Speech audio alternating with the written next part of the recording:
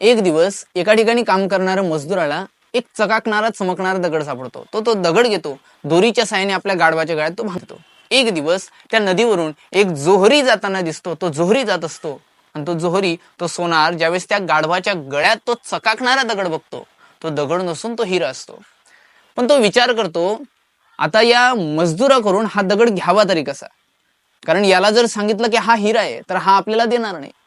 त्यासाठी तो त्या मजदुराकडे जातो आणि त्या मजदुराला सांगतो की तुझ्याजवळचा हा जो दगड आहे ना, हा दगड जर तुम्हाला 10 रुपयात जर देऊन टाकला तर मी स्वखुशीने घेऊन. म्हणून तो 10 रुपये घेतो आणि तो चकाकणारा दगड जो असतो, तो हिरा जो असतो, तो देऊन टाकतो. जसा त्या जोहरीच्या, त्या सोनाराच्या हातात जसा तो दगड येतो, तो हिरा आल्यानंतर तो खाली पडतो आणि फुटून जातो. त्यावेळेस तो सोनार त्या हिऱ्याला म्हणतो की आतापर्यंत त्या गाढवाच्या तू गळ्यात होता, तोपर्यंत तो फुटला नाही, पडला नाही. जसा तू माझ्याकडे आला तशा पद्धतीने तू लगेच फुटून गेला, पडून गेला. त्यावेळेस तो हिरा उठला आणि तो हिरा बोलायला लागला, अरे ते तर गाढव आहे, तो तर मजदूर आहे, त्यांना तर माझी किंमत माहिती नाही, पण तू तो जोहरी आहेस, तू तो सोनार आहेस.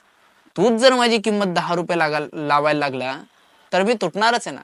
बघा, सारांश काय माहिती का, आपल्या आई बापांनी आपल्यासाठी एवढं करून ठेवलं, त्यांच्या काळात त्यांच्यासाठी तशी परिस्थिती नव्हती, पण आपल्याला त्यांनी शिकवलंय ना. ही वेळ जर आपण वाया जाऊ दिली ना, तर त्या हिऱ्यासारखं, त्या मोत्यासारखं एक दिवस आपण सुद्धा तुटल्याशिवाय राहणार नाही.